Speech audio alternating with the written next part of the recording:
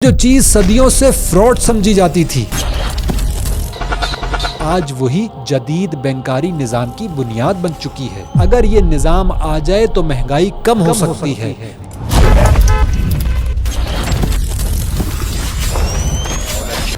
ذرا تصور کریں کہ آپ کے محلے میں ایک آدمی ہو جسے گورنمنٹ یہ اجازت دے کہ وہ جب چاہے اپنے گھر میں بیٹھ کر نوٹ چھاپ سکتا ہے، وہ جتنے چاہے پیسے بنا سکتا ہے، تو آپ کیا کہیں گے؟ آپ یقیناً یہ کہیں گے یہ تو بڑا ظلم ہے، یہ تو پورے معاشرے کے ساتھ فراڈ ہے۔ لیکن اگر میں آپ سے کہوں کہ یہی کام آج دنیا بھر میں ہو رہا ہے اور وہ بھی مکمل قانونی طریقے سے،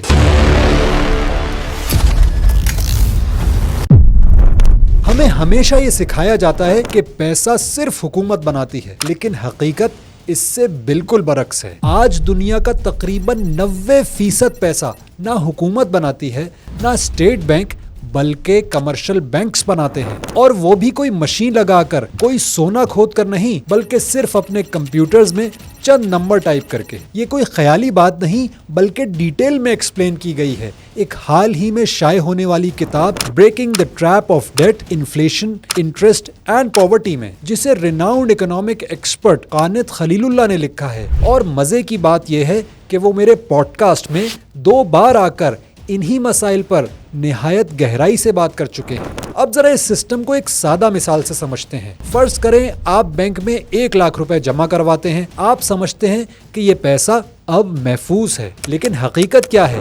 بینک اس میں سے صرف 10,000 اپنے پاس رکھتا ہے، پھر وہ 90,000 کسی اور کے پاس جاتا ہے، اور وہ پیسہ کسی دوسرے بینک میں جمع ہو جاتا ہے، اور پھر دوسرا بینک بھی یہی کرتا ہے، تھوڑا رکھتا ہے اور باقی آگے قرضہ دے دیتا ہے، اور یہ سلسلہ چلتا رہتا ہے۔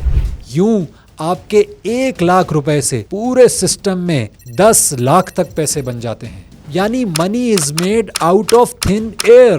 یہاں ایک بہت اہم سوال پیدا ہوتا ہے، آپ کے ذہن میں بھی آیا ہوگا کہ اگر بینک نے میرا پیسہ آگے دے دیا ہے تو میں جب چاہوں اپنا پیسہ کیسے نکال لیتا ہوں؟ اس کا جواب یہ ہے کہ سب لوگ ایک ساتھ پیسہ نکالنے نہیں آتے، اور بینک اسی اسمپشن پر چلتا ہے۔ لیکن اگر ایک دن سب لوگ اکٹھے بینک پہنچ جائیں اور کہیں کہ ہمیں اپنا پیسہ واپس چاہیے ہے، تو کیا ہوگا؟ بینک کے پاس دینے کے لیے پیسہ ہی نہیں ہوگا، اور اسی چیز کو ہم بینک رن کہتے ہیں۔ اور پھر اس کے بعد یا تو بینک بند ہو جاتا ہے یا گورنمنٹ اسے بچانے آ جاتی ہے۔ اور حیران کن بات یہ ہے کہ یہ کوئی نیا ماڈل نہیں ہے، یہی کام سینچریز سے ہوتا آ رہا ہے۔ جو سونار کرتے تھے، لوگ اپنا سونا ان کے پاس رکھتے تھے اور وہ رسید دے دیتے، پھر انہوں نے دیکھا کہ سب لوگ ایک ساتھ تو سونا لینے نہیں آتے نا، تو انہوں نے اصل سونے سے زیادہ رسیدیں جاری کرنا شروع کر دیں تاکہ وہ اس ہوا کے سونے سے بھی سود کما سکیں۔ لیکن خطرہ کیا تھا؟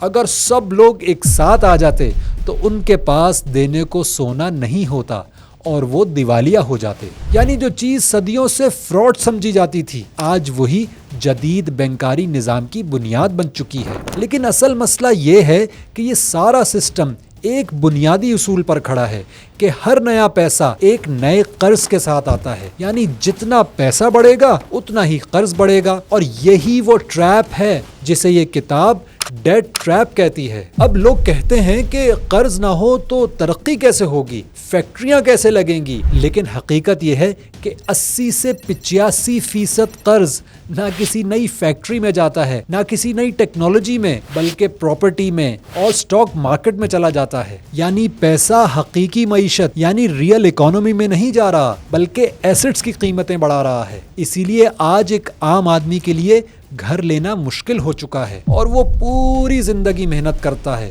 لیکن پھر بھی پیچھے رہ جاتا ہے، کیونکہ کھیل کے رولز ہی انفیئر ہیں۔ جب مارکیٹ میں پیسہ زیادہ ہو جائے اور چیزیں اتنی نہ ہوں تو قیمتیں بڑھتی ہیں، اور یہی مہنگائی ہے۔ یہ کوئی حادثہ نہیں بلکہ اس سسٹم کا نتیجہ ہے، اور اس کا سب سے بڑا نقصان عام آدمی کو ہوتا ہے، جبکہ فائدہ ان لوگوں کو ہوتا ہے جن کے پاس پہلے سے ایسٹس ہوتے ہیں۔ اب ذرا پاکستان کی حقیقت دیکھیں۔ عام طور پر لوگ سمجھتے ہیں کہ ہم اپنا زیادہ تر پیسہ IMF یا بیرونی دنیا کو دے رہے ہیں، یا یہ کہ ہمارا بجٹ صرف فوج کھا جاتی ہے، لیکن حقیقت اس سے مختلف ہے۔ حقیقت یہ ہے کہ ہمارے بجٹ کا سب سے بڑا حصہ سود کی ادائیگی میں جاتا ہے، اور اس سود کا بھی بڑا حصہ ہم باہر والوں کو نہیں بلکہ اپنے ہی مقامی کمرشل بینکس کو دے رہے ہوتے ہیں. یعنی ہم ٹیکس دیتے ہیں، حکومت قرضہ لیتی ہے اور پھر وہی پیسہ سود کی شکل میں بینکس کو واپس چلا جاتا ہے. یہ ایک کلوزڈ لوپ ہے، ایک ایسا جال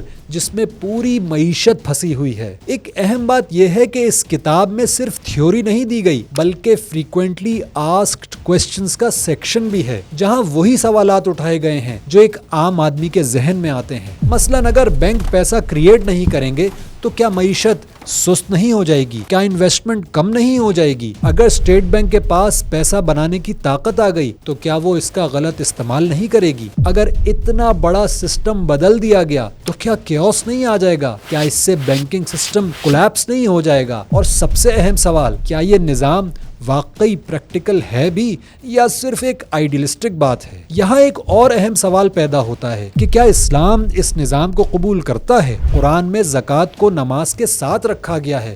کیوں؟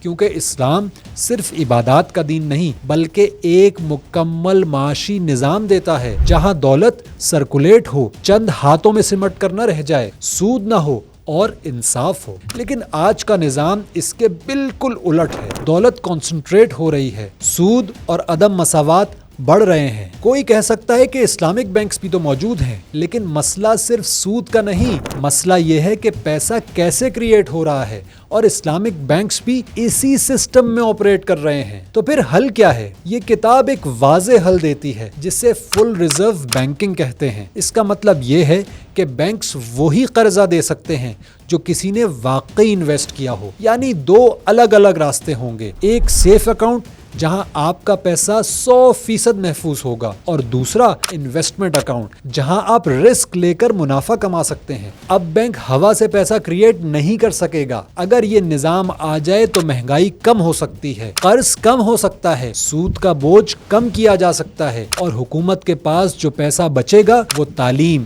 صحت اور ترقی پر خرچ ہو سکتا ہے. آخر میں اصل بات یہ ہے کہ مسئلہ صرف حکومت کا، سیاست کا یا کرپشن کا نہیں بلکہ مسئلہ سسٹم کا ہے. جب سسٹم ہی ایسا ہو کہ پیسہ قرض کے بغیر بن ہی نہ سکے تو نتیجہ وہی ہوگا جو ہم آج دیکھ رہے ہیں، یعنی ڈیٹ، انفلیشن، انٹرسٹ اور پاورٹی. اور یاد رکھیں، اسلام صرف نماز نہیں بلکہ مکمل نظام زندگی ہے. جب ہم اس کے معاشی اصولوں کو اگنور کرتے ہیں تو پھر ہمیں وہی ملتا ہے جو آج ہم دیکھ رہے ہیں. جب پیسہ خود قرض بن جائے تو پوری معیشت ایک جال بن جاتی ہے اور ہم سب اس جال میں پھنس جاتے ہیں.